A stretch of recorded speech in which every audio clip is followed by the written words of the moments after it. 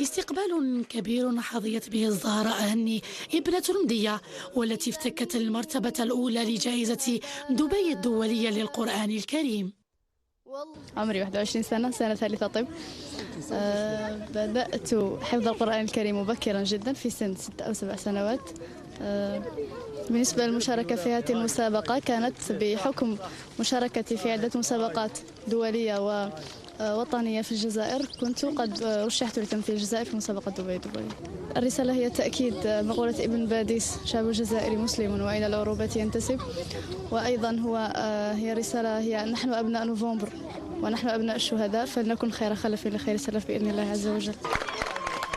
حصول ابنة 21 سنة على المرتبة الأولى رفع راية الجزائر عاليا بالقرآن من بين 72 دولة مشاركة في المسابقة.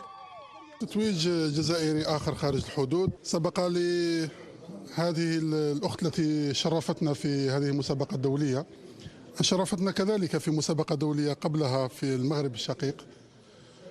أظن بأن هذه البرعومة وأخواتها وإخوانها الذين تخرجوا من مشتلة الأسبوع الوطني للقرآن الكريم الذي يرصد الكفاءات الوطنية الموجودة في الزوايا والمدارس القرآنية والمساجد.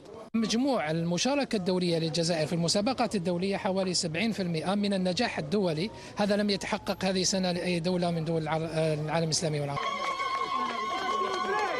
الزهراء هني مفخرة الجزائر، فهي البنت التي ختمت القرآن وعمرها لا يتجاوز 11 سنة، فهي مفخرة عائلتها والجزائر قاطبة.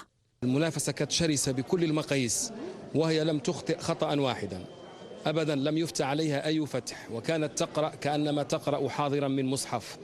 وش نقول لك راني ماشي نقول لك راني فرح، راني مفتخر ببنتي، مفتخر بالدولة الجزائرية كمسؤولين اللي عاونوا هذه البنت. فاطمة الزهراء معروفة بجدارتها واستحقاقها لهذه الجائزة حقا، كما أنها حازت على تكريم رئيس الجمهورية في البكالوريا بمعدل 18 فاصل.